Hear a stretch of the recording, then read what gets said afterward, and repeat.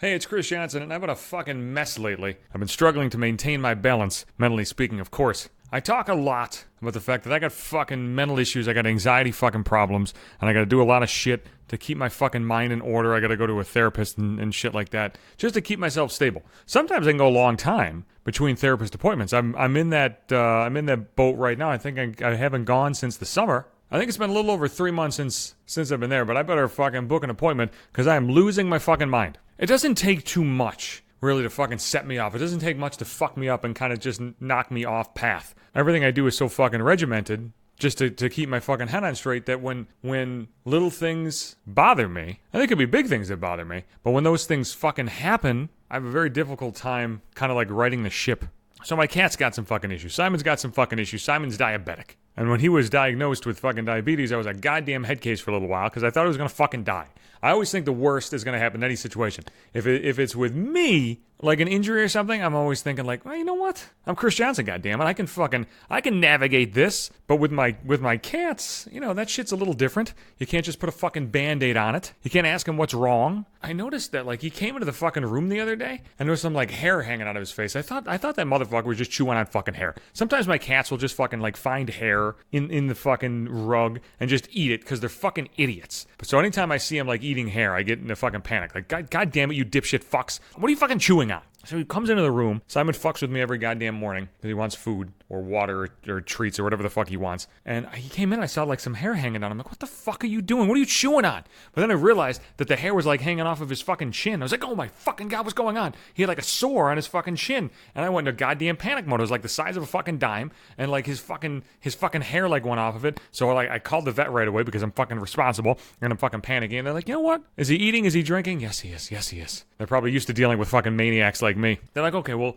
we can get him in next week. I was like, great, get him in next week. And then the fucking thing like kept swelling up. It was fucking swollen. His fucking chin was swollen. Like somebody just like popped him on the fucking jaw. And I didn't know what it was because I'm not a goddamn vet. I can't like investigate this shit. But I knew he was eating. What he wasn't eating is normal as usual. And it just seemed fucking uncomfortable. Because how fucking uncomfortable would you be if you had a big fucking sore on your chin or any part of your fucking body? If I have a fucking sore on any part of my body, I'm in a goddamn panic. Like I just wanted to fucking heal up. I just wanted to heal up so I can be normal again. So his fucking chin swelled up for like a couple days. And then the goddamn wound like burst. And he was fucking bleeding all over the place. And I saw it, like I'm walking by and I saw like blood underneath him, like on the rug. I was like, what the fuck? Nah!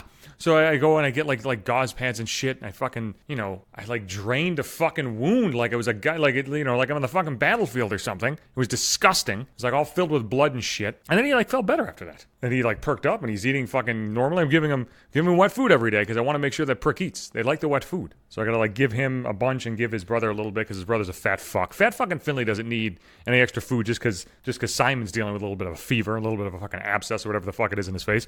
I've been like shampooing his fucking chest because the fucking wound the first couple days when it was like draining out, like it would like seep on. It was disgusting. This is disgusting. But I need to fucking tell somebody about it. And all the while, he's normal. He's normal. He's getting better. He's eating. He's pissing me off. He's meowing at me. He's being his normal dick self. But then I noticed, like, where all the fucking, like, shit drained out, he's got, like, a big fucking hole on his chin. But it's, like, covered by, like, matted hair, and I'm afraid to touch it. But then I'm also afraid that the vet's gonna, like, scold me. Like, why did you just leave that there? I'm like, motherfucker, I can't stitch that wound up. I'm not a fucking medic here. Like, this is your job. This is your fucking area of expertise.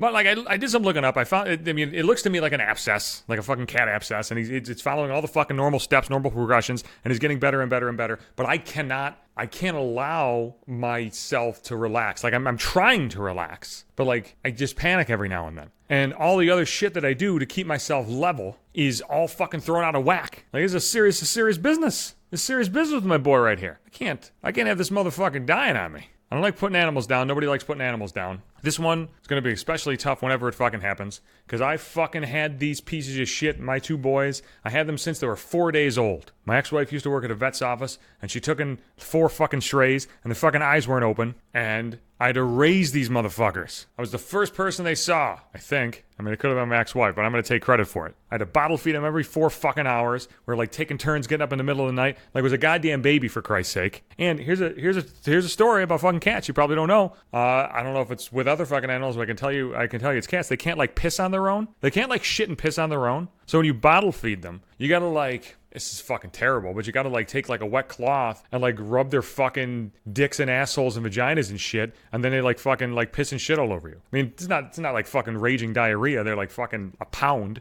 but it gets all over the rag. It's gross. But it shows you what I've been through with this motherfucker. It was 13 and a half years ago. So I've been having trouble. And I just want you to know that I've been having trouble. I mean, I'm fine. I'm doing everything I fucking can to level myself out, but I just got less tolerance for other bullshit, so I'm like having a harder time getting through work. I'm having a harder time getting through my day. I'm having a harder time fucking sleeping. I'm having a harder time with my fucking emotions. Just one little thing. It's not a little thing. I know it's a big thing, but one thing can just throw everything out of whack, and like all the work that you do to keep yourself, straight just kind of goes out the window. That's where my head is at. But I'm upright. I'll be back Sundays and Wednesdays, hopefully with better news. But this will be released well after the fucking vet visit, so we'll know. We'll know what's going on with this prick. Hopefully he's just on antibiotics. I can tell myself that he's fine, but we'll see. Podbean's the host of the podcast. The website or the app is where you can get it. I'm also on Apple Podcasts, Google Play, and Spotify. I'm on Instagram at Maybe 5 Minutes. I'm on Twitter, Johnson Hates You. And if you like Facebook, I'm going to put the podcast in my timeline for you.